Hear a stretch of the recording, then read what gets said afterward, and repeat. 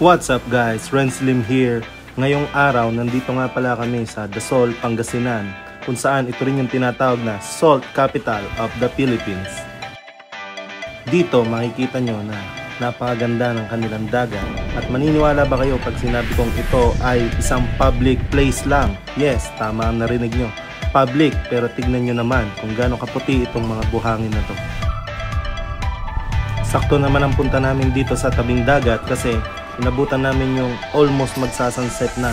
So saktong-sakto yung dating namin para mabantayan namin at mapanood itong napakagandang sunset.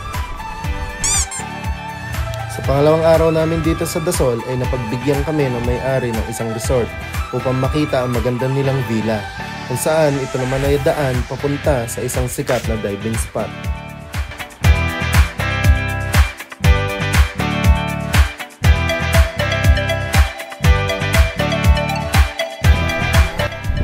Habang papunta kami doon sa diving spot, ay natanaw namin na meron palang isang magandang view deck doon sa itaas.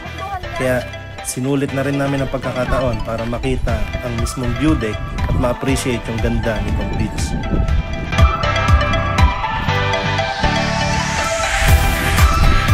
Maswerte kami at sa oras ng akyat namin ay oras na naman ng isang magandang sunset.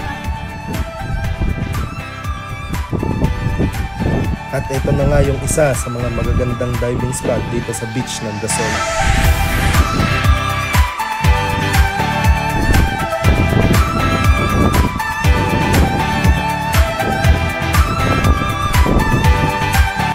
Tara, akyatin natin tong view deck para makita ang buong ganda ng beach ng Dasol.